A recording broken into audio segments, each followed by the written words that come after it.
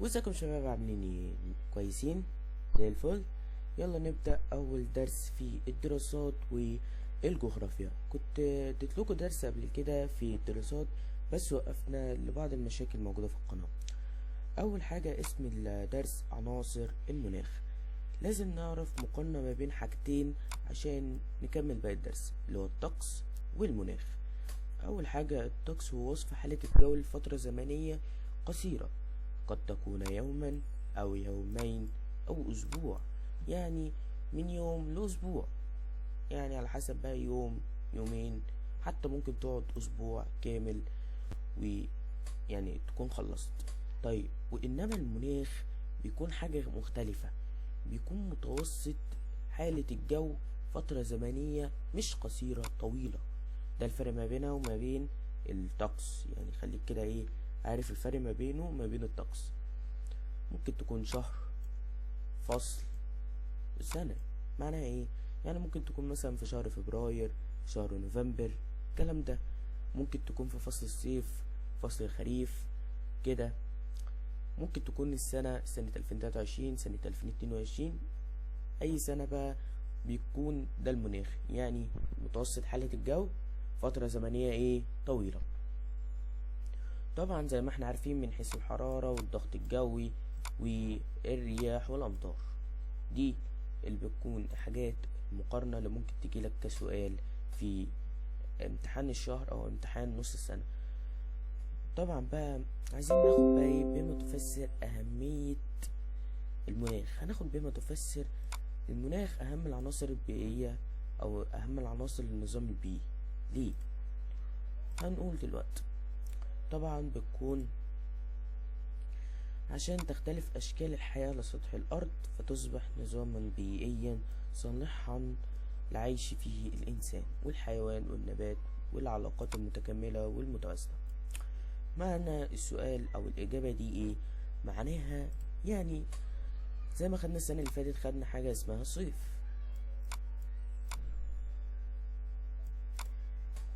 وخدنا حاجة اسمها شتاء.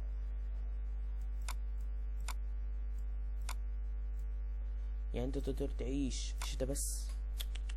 تقدر تعيش في صيف بس؟ لا. تقدر تعيش في خريف بس؟ لا.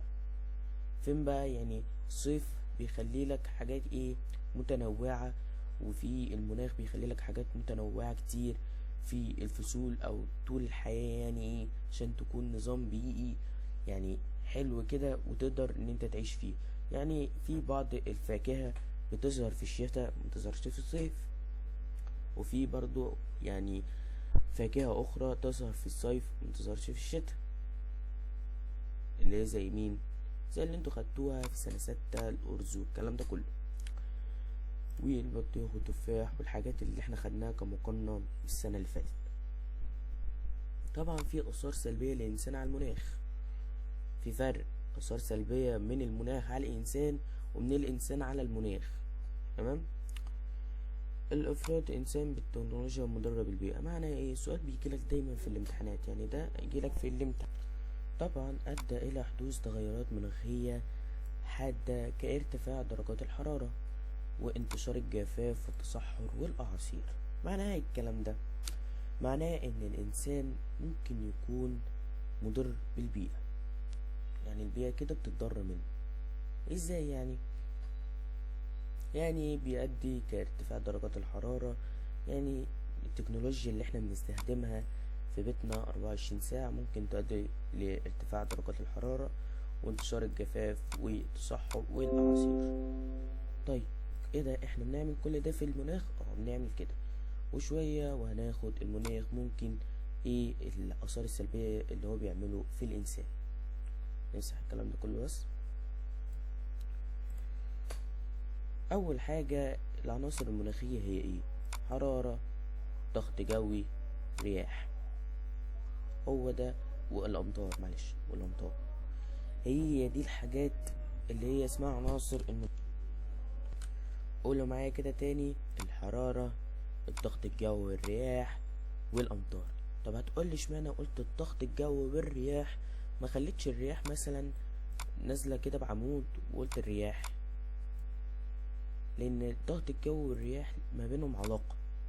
يعني تلاقي حاجة كده في علاقة هناخدها كمان شوية بين الضغط الجوي والرياح. يلا نكمل بقية الدرس. وأولا الحرارة. بما تفسر تعد الحرارة أهم العناصر المناخية. ليه؟ لما بتروح مثلا تمسك التليفون تشوف أول حاجة الحرارة، لأنها تؤثر على باقي عناصر المناخية. تعتبر الشمس مصدر الضوء والحرارة الوحيد على سطح الأرض. الشمس زي ما احنا عارفين هي مصدر الحياة والضوء والحرارة على سطح الأرض. شوية كده وهنكمل باقي الملزمة. رغم ذلك تختلف الحرارة من مكان لآخر، فيؤدي ذلك إلى تشكيل الحياة على سطح الأرض. يعني زي ما قلنا الحرارة بتختلف من مكان لآخر، والكلام ده هناخده في حاجة اسمها الأقاليم المناخية، وده درس لسه هناخده كمان قدام. طبعا في عوامل تؤثر على الحرارة في أماكن معينة، طبعا ده حرق للدرس الجاي. في درس هناخده طويل جدا اللي هو اسمه الأقاليم المناخية، وإن شاء الله هديكوا ورقة الخريطة مكتوب فيها كل الأقاليم، ايه دوبك انت هتحفظها أو إن انت تعرف الأماكن وتدخل يعني هتقفل الخريطة جوه الامتحان. أول حاجة أسباب اختلاف الحرارة من مكان لآخر بتكون طبعا بسبب ايه؟ بسبب اختلاف الموقع والمكان بالنسبة لدوائر العرض. طبعا احنا عارفين ان احنا عندنا 180 دائرة عرض، لا 90 دائرة عرض، انما 180 خط طول، 90 دائرة عرض، 90 دائرة عرض. كل ما يعني في اهي دائرة الاستواء كل ما نبعد عنها بتقل البرودة وتقل الحرارة، انما كل ما نقرب منها ترتفع الحرارة زي ما انتوا قلتوا شاطرين.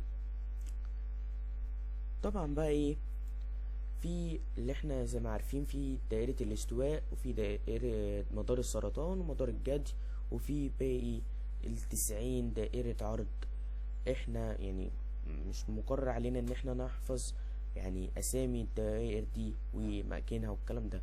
المهم ان انت تكون عارف ان في 90 دائرة عرض موجودة حوالين الارض. طبعا كلما اقتربنا من دائرة الاستواء ترتفع درجة الحرارة، وتقل كلما ابتعدنا زي ما قلنا بالظبط. وأماكن قريبة من خط الاستواء ترتفع فيها درجة الحرارة لأن أشعة الشمس تسقط عمودية. يعني تسقط عمودية، طبعا انتوا خدتوا الفرق ما بين العمودية والمائلة. طبعا انتوا عارفين ان دائرة الاستواء أكتر مكان بتسقط فيه أشعة العمودية، واللي بعدها بقى بيسقط فيه الأشعة المائلة. فطبعا الأماكن اللي بقى قريبة من دائرة الاستواء بتكون أشد حرارة، لأن انتوا عارفين اللي هي الأشعة العمودية بتكون أقل من الناحية اللي هي بتمشي بيه، يعني المكان اللي بتمشي فيه بيكون أقل، وبتسقط على يعني موقع أقل من موقع الأرض، وبتاخد وقت أقل. فطبعا يعني القوة هتكون أكبر، إنما المائلة بتاخد اتساع أكبر ومكان أكبر، فالقوة بتاعتها بتكون أقل. طبعا بقى تاني حاجة التضاريس.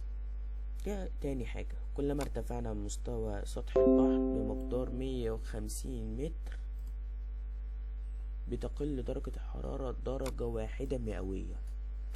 يعني زي مثلا ايه، زي ما احنا عارفين قمة جبل ايفرست. يعني لو سألت اي مدرس دراسات لقمة ايفرست او قمة جبل ايفرست بتكون ثلجية، اهو زي جبل ايفرست مرتفع عن جبل كينيا برضو معانا وكده.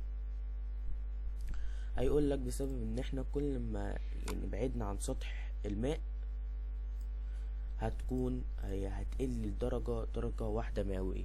وطبعا احنا عارفين ان جبل ايفرست حوالي 45 ألف كيلو بعيد عن سطح المية، فعشان كده هتلاقي من جوه تلج صقيع. و كنت عايز اسالكوا سؤال انتوا اكيد خدتوه في المدرسه او ما خدتوش، مش مهم، كده كده انا هشرحه. ليه اخترنا سطح البحر وكنا اخترنا سطح الارض وخلاص؟ يعني الشاطر ده هيجاوبني السؤال ده في التعليقات، وان شاء الله ليه هديه في التليجرام. قناه التليجرام هتلاقيها تحت في الوصف، ادخل عليها عشان تشوف كل حاجه اول باول.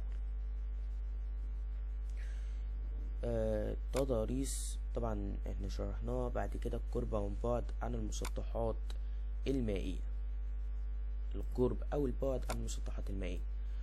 طب دي بتأثر بايه؟ طبعا انتوا عارفين ان المسطحات المائية بتعمل على ترطيب الجو، فطبعا في حاجة كمان هناخدها اللي هي اسمها ايه، نسيم البر والبحر. اول حاجه بما تفسر مناطق قريبه من البحار والمحيطات معتدله حاره صيفيا ودافئه شتاء، لان الماء تعمل على تلطيف الجو والحراره بالمناطق القريبه منها زي ما قلنا. يلا ندخل على حاجه تانية، بس نمسح الكلام ده كله. وصلنا لاخر 2 معانا في الاسباب اللي تؤدي لاختلاف الحراره. اول حاجه معانا، يعني رابع حاجه معانا، الغطاء النباتي. ايه ده الغطاء النباتي ده؟ الغطاء النباتي ده اللي هو الاشجار. يعني ولنفرض ان انت مشيت في الشارع الساعه 3 العصر او الساعه 12 الظهر، في الاوقات دي مشيت في الشارع والشمس مطهقه يعني عشتك، مش قادر وبتشر ميه من كل حته، ورحت فجاه كده تحت شجره. يقولك ايه، انا بقرا تحت الشجر وبعمل تحت الشجر. هتلاقي كده الشجره الدنيا دافية والأرض دافية، يعني الدنيا يعني بتقل حرارة عن بره، والدنيا تحسها كأنها هي كده هادية شوية، يعني تدخل تحتها كده تحس بطراوة. ليه؟ لأن طبعا احنا عارفين إن الشجر بيمنع إن الأشعة تنزل على الأرض. طبعا انت ماشي كده مش بيجيلك من الشمس بس الحرارة، الشمس بتقعد أطول. لو يعني حاجة طول النهار دي هندخل عليها كمان شوية ونفهم بقية السبب. لو تعرف ان الشمس مش هي الوحيدة اللي بتديك الحرارة، الارض بتتشبع بالحرارة فبتطلعها عليك. فتلاقي كده لو انت يعني واحد واقع على الارض بتلسع، لو هو يعني الساعة 12 الصبح كده والساعة 3 العصر بيحس بسخونية كده غير طبيعية موجودة في الارض، كده تلاقيه مش عارف يقوم او بيقوم بصعوبة وبيقول يح والكلام ده كله. فطبعا حيث يمنع الغطاء النباتي أشعة الشمس وجود للأرض مباشرة. ناخد بقى آخر حاجة موجودة عندنا في اختلاف درجات الحرارة، وهي طول النهار. طول النهار عاملة زي ايه؟ يعني في فصل الصيف بطول النهار متلقية الأرض بتتلقى أشعة أكتر. يعني بتلاقي إن في الصيف لما النهار بيكون أطول الأرض بتتشبع بشعاع الشمس فيؤدي لارتفاع درجات الحرارة، يعني زي ما قلنا اهو، فتتلقى الأرض كمية كبيرة من الإشعاع الشمسي فيؤدي إلى ارتفاع درجات الحرارة.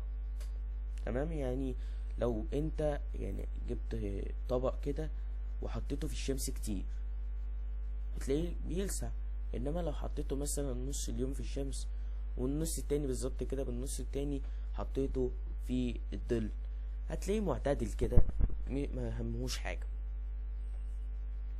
طبعا وفصل الشتاء يقصر النهار، ف الارض مش بتتشبع بكمية الشعاع اللي تخليها ترتفع الحرارة بتاعتها، بتاخد حبة قليلين كده طبعا مع الصقيع والحاجات اللي بتجيلنا دي، فطبعا الارض بتبرد بسرعة، وساعتها بتكون فصل الشتاء انت ما بتعرقش كتير، فاللي بيكون ان انت مش عطشان كتير. وحاجة كمان هتاخدها في الفيزياء والكلام ده كله، ان انت لو حاجة بره الدرس، يعني لو انت ما عطشتش برضو لازم تشرب مية، لان جسمك هو اللي بيحتاج المية، انما انت كده يعني زورك هو مش عطشان بس جسمك محتاج مية.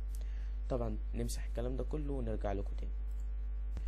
طبعا انا ممكن اطول في الحلقة دي، يعني قعدنا في الحرارة يجي ربع ساعة تقريبا، يعني بالظبط كده قعدنا ربع ساعة. فندخل على الضغط الجوي والرياح. طبعا لو انت مش فاضي تكمل معانا، ممكن ان انت تحفظ الفيديو ده عندك وتشوف انت وراك ايه وترجع له في وقت تاني، مش مهم. يعني حاول تقسم الفيديو كده لكذا حاجة عشان تستمتع. ويا ريت تكتب كل حاجة انا قلتها ورايا، يعني ارجع لاول الفيديو كده واكتب كل الحاجات اللي انا قلتها لك، وحاول ان انت تحفظها اول باول، لان احنا عارفين ان الكلام ده، يعني الكلام اللي احنا هناخده كمان شوية خدناه في سنة رابعة. يعني الحاجات دي كلها تراكمية وممكن تتعادلك تاني. فلو انت كنت حفظتها من سنة رابعة هتلاقي الدنيا سهلة معاك ومفيش اي مشاكل. طبعا الكلام ده ميقعدش على الجغرافيا، بيقعد على التاريخ، لان احنا ممكن ان ننزل بكرة فيديو للدرس تاريخ، وهنوريك احنا خدنا اساسا في الترم الاول. يعني خدنا الدولة الفرعونية، ان شاء الله هناخد الدولة الفارسية، بعد كده هناخد الدولة اليونانية او الاغريقية، بعد كده البطالمة وحاجات كتير هناخدها. طبعا البطالمة انت سمعته قبل كده في سنة رابعة. فانت احفظ اول باول عشان تكون الدنيا سهلة. يعني زي ما قلت لك المرة اللي فاتت، اولى وتانية وتالتة اعدادي هم رابعة وخمسة وستة ابتدائي. الفرق ما بينهم ان في اولى وتانية وتالتة اعدادي بيجيلك شوية حاجات زيادة كده. طبعا اولى وتانية وتالتة ثانوي نفس الحكاية، بيكون هم اولى وتانية وتالتة اعدادي زيهم هم رابعة وخمسة وستة ابتدائي. يعني الكلام كله ان انت حاول ان انت تفهم الدرس. ادي هو بيتعاد لك 3 مرات، وحاول ان انت تفهمه عشان في كل مرة هيصعب الليفل بتاع الدرس، فانت تكون مجهز له. وبدون رغي كتير يلا نبدأ بقى في تاني حاجة، واللي هي الضغط الجوي والرياح. طبعا الرياح هي لوحدها، فهنبدأ الضغط الجوي. يؤدي اختلاف درجة الحرارة لمناطق الضغط الجوي، حيث تجد أن المناطق المرتفعة حرارة يكون ضغطها منخفض. فهمت الكلمة الأولى اللي أنا قلتها لك في الحرارة، إن الحرارة بتأثر على الباقي؟ هو ده. يعني المناطق اللي حرارتها مرتفعة الضغط الجوي بتاعها بيكون منخفض. علاقة عكسية زي ما بيقول لك اهو، علاقة عكسية. علاقة عكسية يعني طالما الحرارة باصة لفوق كده الضغط الجوي باصص لتحت كده، لو الحرارة باصة لتحت كده الضغط الجوي باصص لفوق كده. زي ما بيقول لك المناطق المنخفضة حرارتها يكون ضغطها مرتفع. طيب ما النتائج على اختلاف الضغط الجوي؟ يتحرك الهواء حركة أفقية من مناطق الضغط المرتفع إلى مناطق الضغط المنخفض على شكل رياح. يعني هو قالك آخر كلمة إن هو الهواء بيتحرك حركة أفقية، يعني لفوق كده، من مناطق الضغط المرتفع إلى مناطق الضغط المنخفض. طبعا معناه الكلام ده، طبعا انتوا خدتوا يا يكون انت تجريبي او لغات او الكلام ده كله، هتاخد يا اما الساينس يا اما العلوم، ان في حاجة اسمها الدنسيتي او الكثافة. بيكون كل ما الكثافة قلت بيطفو في الماء. يعني خدت الكلام ده يا اما علوم يا اما ساينس. كل ما الكثافة قلت الاوبجكت او الحاجة بتطفو في الماء، بتعمل سينك في الماء، بس فلوت قصدي في الماء. فبتكون دي مع ليها علاقة بالاختلاف. يعني الضغط الجوي ده اعتبرها كأنه الدنسيتي، بيكون كل ما الحرارة ارتفعت الضغط الجوي يعلى، كل ما الحرارة ارتفعت الضغط الجوي ينخفض. فطبعا زي ما بنقول كده حاجة الكلام ده ليه علاقة بالدنسيتي او الكثافة لو انت بتاخد ساينس او علوم.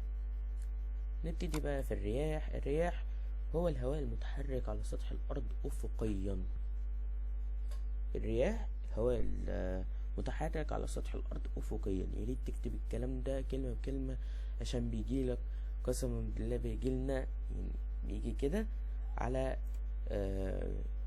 ما المقصود. فحاول ان انت تحفظ الكلام ده كله، عشان انا متأكد ان حاجة من الحاجات دي هتجيلك في الامتحان على شكل لو انت في مدرسة ايه على شكل ما المقصود. زي ما طبعا يتحرك الهواء من مناطق الضغط المرتفع الى مناطق الضغط المنخفض. فهمت كده؟ يعني الهواء بيتحرك من الضغط المرتفع لضغط منخفض، يعني من البرودة الى الحرارة. طيب انواع الرياح.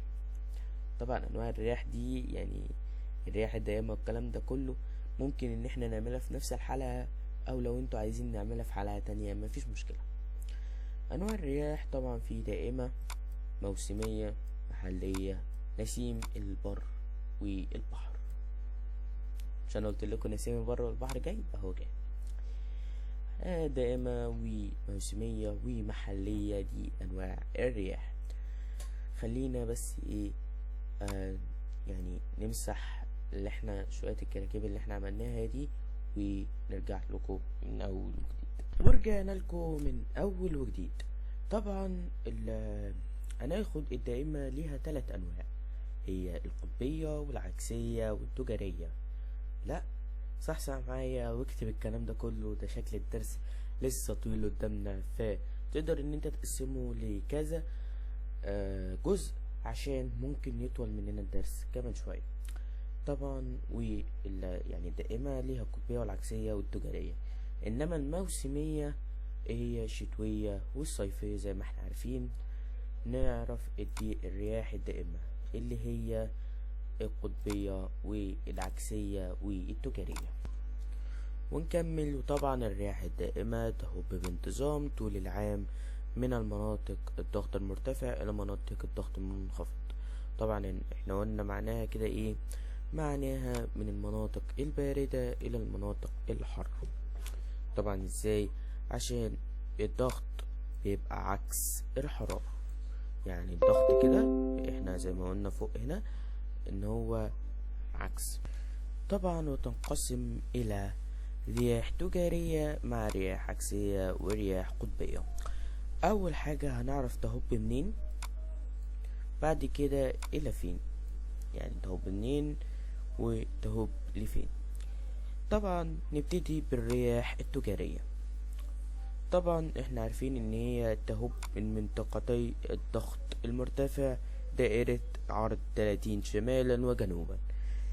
يعني لو جينا مثلا كده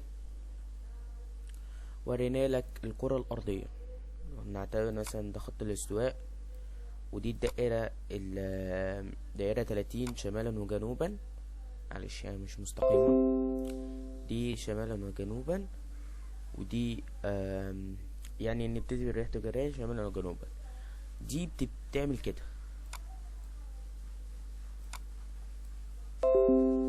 تعمل كده،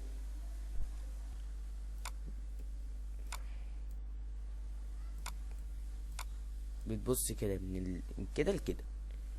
طبعا هناخد الرياح العكسية بعدها، بتعمل من كده لكده، كلهم عاملين في نفس الاتجاه ورايحين لدائرة الاستواء.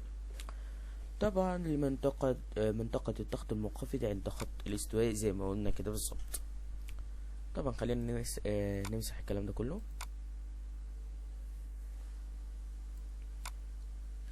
ونبتدي في الرياح العكسية. الرياح العكسية اللي هي بتبتدي من منطقتي الضغط المرتفع إلى دائرة عرض 30 شمالا وجنوبا. يعني زي ما نقول كده ايه، لو جينا رسمنا تاني ثانية،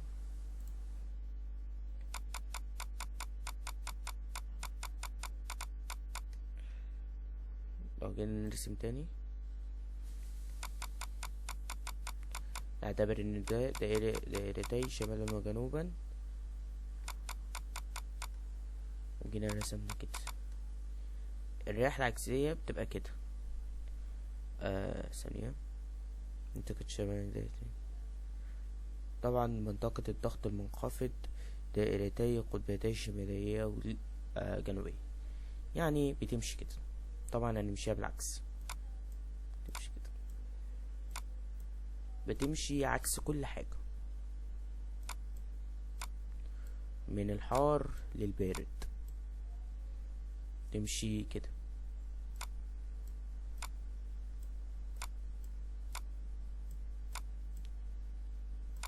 تمام. دي الرياح العكسية. طبعا يعني الكلام ده احنا لسه مخلصناهوش، يعني لسه ناقص لنا الرياح القطبية.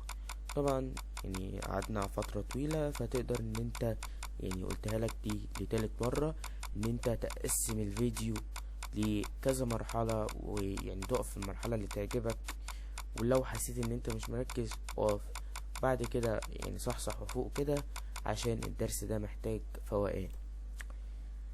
فطبعا نبتدي بقى بالرياح القطبية. الرياح القطبية بتكون رياح قطبية شمالية وجنوبية، يعني بتهب من منطقة الضغط المرتفع زي ما قلنا. يعني ايه؟ هي عكسية، هي كده عكسية. فبتبقى طالما ضغط مرتفع يبقى الجو برد، وطبعا يعني الجو هيبقى برد عشان في القطبين. بس يعني خليك عارف ان هما بيكونوا زي حالات كده ايه، بتكون عكسية. يعني لو جاتلك قبل كده، يعني لو هتجيلك بقى في امتحان اخر السنة تكون عارف تجاوب عليها. يقولك يسألك سؤال: عندما يكون الضغط الجوي مرتفع تكون الحرارة ايه؟ فتقوله منخفضة. طب لو ضغط الجو منخفض تكون مرتفع. علاقة زي ما نقول كده ايه، عكسية.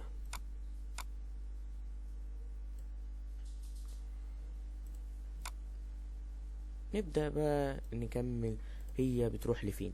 بتروح منطقتي الضغط المنخفض عند دائرتي القطبيتين الشماليتين والجنوبية.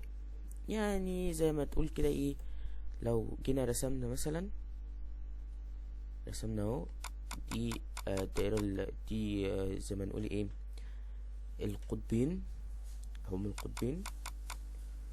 ودي الدائرة القطبية الجنوبية الشمالية، ودي الدائرة الجنوبية، وده زاوية 30، ودي زاوية 30، ودي دائرة الاستواء. الرياح اللي احنا عارفينها بتمشي ايه؟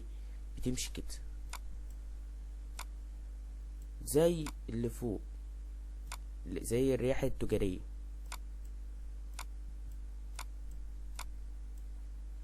بالظبط كده زي الرياح التجارية.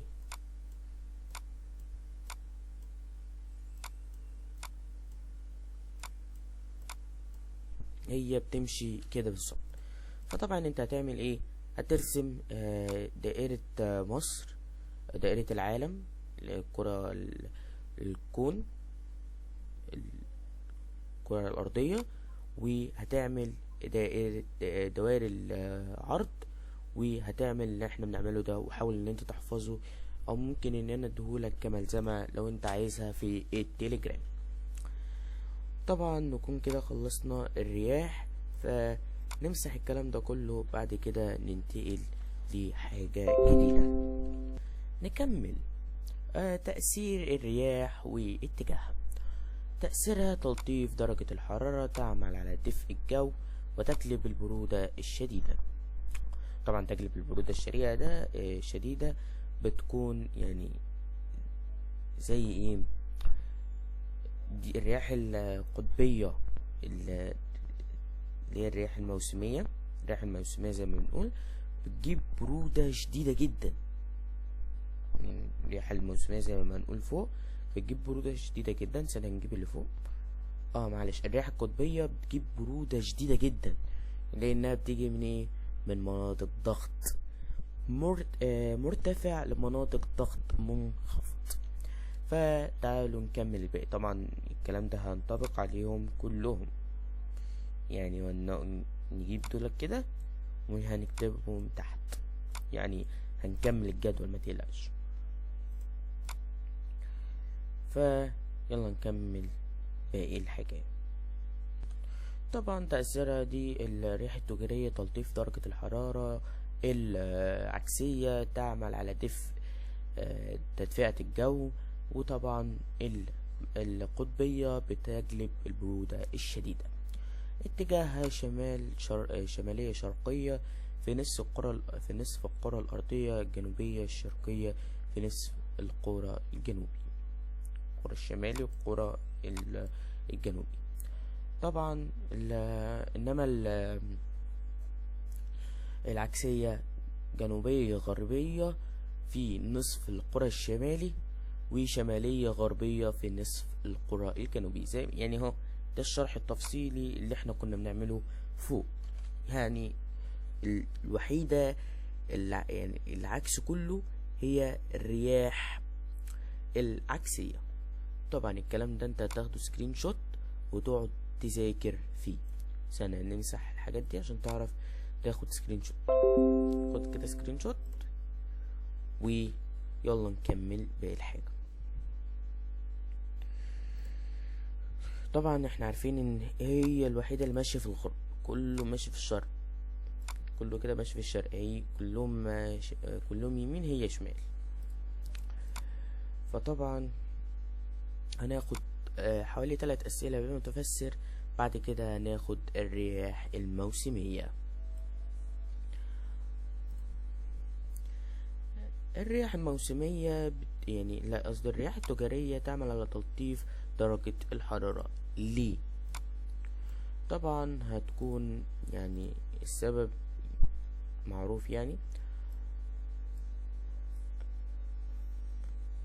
هيكون لأنها تأتي من جهات أقل حرارة. طيب الرياح العكسية دي كده تجلب الدفء. ليه؟ لأنها تأتي من جهات أقل حرارة، يعني كله لا تأتي من جهات شديدة البرودة. يعني كله بالظبط كده كأنه بيقولك ايه، عشان هو بيجي من مناطق باردة، يعني مناطق أبرد من المناطق اللي جالها. يعني احنا عارفين يعني التجارية، الرياح التجارية بتيجي منين؟ بتيجي من هنا كده لحد هنا. طبعا كل ما ابتعدنا عن دائرة الاستواء بتقل الحرارة، فطبعا هنا حرارة أقل بكتير. فطبعا بتعمل على تدفئة الجو أو تلطيف درجة الحرارة، ودي اللي تجلب الدفء. بعد كده تجلب البرودة لأنها طبعا جاية من القطبين الجنوبي والشمالي ورايحة بتقرب يعني لدائرة الاستواء. طبعا ناخد بقى الرياح الموسمية. التعريف بتاعها زي ما احنا عارفين هي التي تغير اتجاه موسميا بين الصيف والشتاء كما في جنوب شرق آسيا، وتسبب الأمطار. معناها ايه الكلام ده؟ معناه ان هي بتغير اتجاه موسمي، بتغير اتجاهها من بين الصيف والشتاء. يعني الصيف ممكن مثلا تكون جاية من يعني ناحية الشرق، لا شتاء تيجي من ناحية الغرب كده، بتغير اتجاهها مع نوع الموسم. طبعا الرياح الموسمية الصيفية اللي هي دي ممطرة. طب الرياح الموسمية الشتوية بتكون مالها؟ بتكون جافة، يعني هنسميها ان هي بتكون حولة زي ما نقول كده. يعني في وقت الصيف بتكون بتمطر، انما وقت الشتاء بتكون جافة جفاف كبير. ليه؟ لانها تأتي من الماء الى اليابس، انما الشتوية تأتي من اليابس الى الماء. فطبعا لما تيجي تجيب كوباية مية، عايزك دلوقتي تجيب كوباية مية وتنفخ فيها بأقوى حاجة عندك، هتلاقي ان بتنطور. او مثلا لو انت يعني جبت بالرشاش وحطيته ورا المروحة، هتلاقي المروحة بتجيب هوا مع مطرة او هوا مع مية. فهو ده الموضوع، لما بتجيب هوا بيلمس المية او بيكون شديد على المية بيشيل المية معاه. فطبعا ده بيعمل لنا أمطار وبتكون غزيرة بما يكفي. فطبعا دي هنسميها يعني اعرف الرياح الموسمية بتكون رياح حولة. تعالوا نكتبها حولة، بتكون رياح حولة. يلا نكمل باقي الحلقة، بس نمسح الكلام ده كله. طيب الرياح بعد الرياح الموسمية طبعا الحولة زي ما قلنا، نيجي بقى رياح محلية. التعريف بتاعها هي رياح ذات تأثير محلي تهب فوق المناطق محدودة من سطح الأرض. معناها ايه الكلام ده؟ يعني رياح ذات تأثير محلي، ذات تأثير بتجيب تأثير محلي، بتهب فوق مناطق محدودة. يعني هناخد المناطق اللي بتهب فيها محدودة من سطح الأرض. طبعا احنا خدنا الترم اللي فات حاجة اسمها رياح الخمسين في مصر. رياح الخمسين صح؟ طبعا مش احنا خدناها المرة اللي فاتت اللي هي رياح الخمسين الموجودة في وادي الجديد، هي دي.